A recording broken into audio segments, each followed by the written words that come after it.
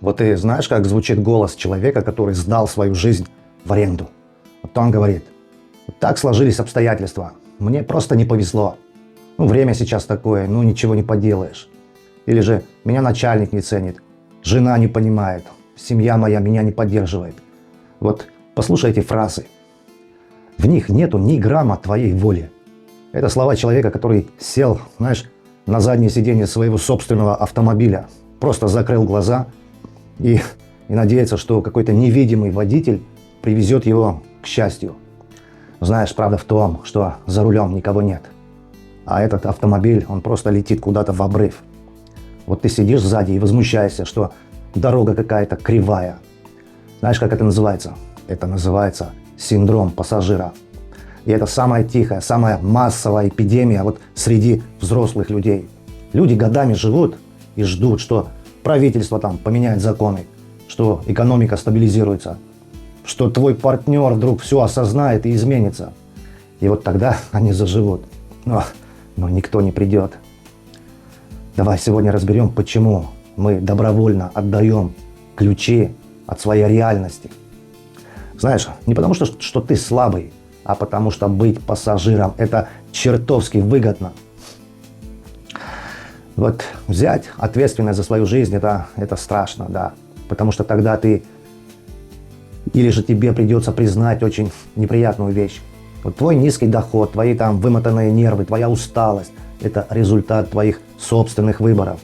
Да, это больно.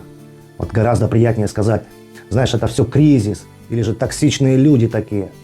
А позиция пассажира дает тебе идеальное алиби.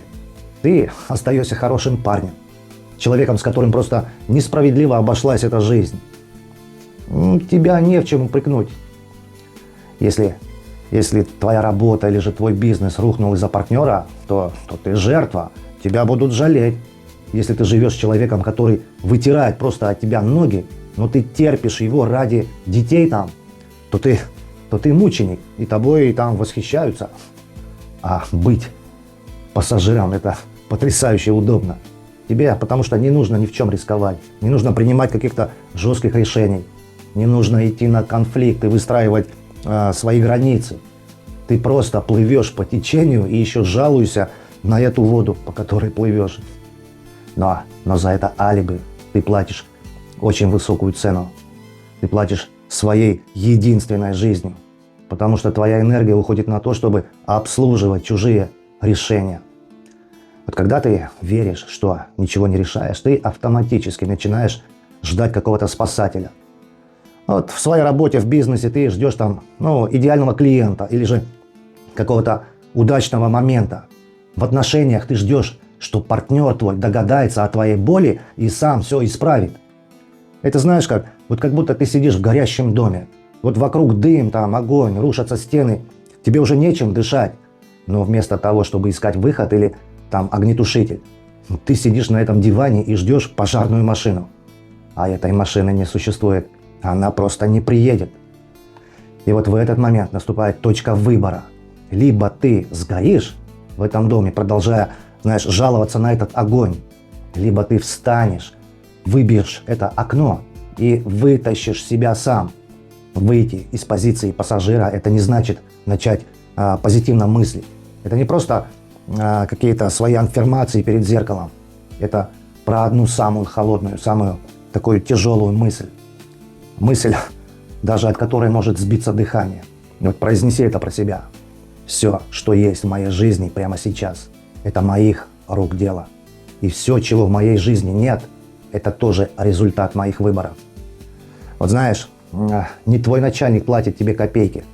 Это ты каждое утро просыпаешься под звук будильника, идешь на эту работу ненавистную и работаешь за эти копейки, боясь уйти куда-то с этой работы в неизвестность. Не партнер треплет тебе нервы. Это ты каждый вечер возвращаешься в дом, где тебя не уважают, потому что ты боишься остаться один. Не время сейчас тяжелое. Это ты вовремя не перестроился и цепляешься за старые методы. Это бьет по тебе, да, это сбивает тебя, это разрушает твою уютную картину мира. Но именно в эту секунду, когда вот эта вот таблетка правды растворяется у тебя внутри, просто происходит чудо.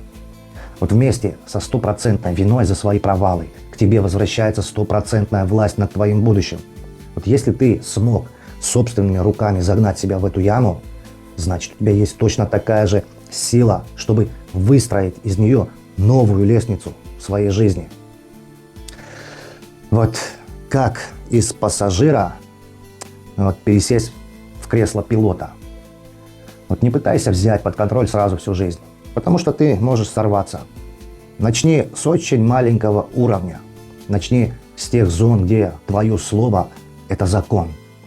Вот твое утро, твоя тренировка, вот то, что ты ешь, как ты отвечаешь на первый звонок, верни себе авторство хотя бы на одном своем квадратном метре этой реальности. И знаешь, введи очень жесткий запрет на жалобы. Каждый раз, когда ты открываешь рот, чтобы пожаловаться на свои обстоятельства, ты официально передаешь им власть над собой. Просто замолчи. Энергия, которую ты сливал в нытье, начинает копиться у тебя внутри. Она превратится просто в здоровую какую-то злость. А злость – это лучшее топливо для того, чтобы ты наконец-то нажал на свой газ. Вот, знаешь, вот пассажир смотрит на шторм и спрашивает: за что мне это? А пилот, сидящий за рулем, смотрит на этот шторм и спрашивает: как я буду проходить сквозь этот шторм? В этом вся разница. Вот взрослая жизнь начинается в тот момент, когда ты навсегда вычеркиваешь из своего словаря одно слово. Слово «попробую». Вот я попробую все изменить. Я попробую больше зарабатывать, попробую наладить свою жизнь. Попробую – это заранее подготовленное оправдание для провала. Это язык человека, который просто не верит в себя. А автор своей жизни говорит иначе. Он говорит: я это сделаю. А если у меня не получится, я сделаю из этого выводы и переделаю заново. Да, брать на себя ответственность страшно. Да, если теперь ты ошибешься, просто винить будет некого. Но только в этом кресле пилота, вот держа руки на этом руле, ты можешь почувствовать, что ты действительно живешь, а не просто присутствуешь при собственной жизни. Друзья, вот мы вернули себе управление. Но когда, знаешь, ты начинаешь двигаться вперед, ты столкнешься еще с тем, что внутри тебя живут старые, невидимые тормоза. Вот почему иногда мы сами ломаем свой успех просто в шаге от победы. Давай дальше мы вскроем механику нашего подсознания. Это будет эхо старых защит. Вот как броня, которая, может быть, тебя спасала в прошлом, просто уничтожая тебя сегодня. А сейчас напишите в комментариях одну вещь. В какой сфере своей жизни прямо сейчас вы сидите на заднем сиденье своего автомобиля и ждете какого-либо чуда? Пусть будет это работа, деньги или отношения. Признайтесь в этом прямо сейчас. Выведите это на свет. Друзья, инженерия смысла без иллюзий. Это здесь. Оставайтесь со мной. Вместе мы вытянем любую ситуацию. А теперь улыбнитесь. Жизнь любит тех, кто не сдается. До встречи в следующем видео.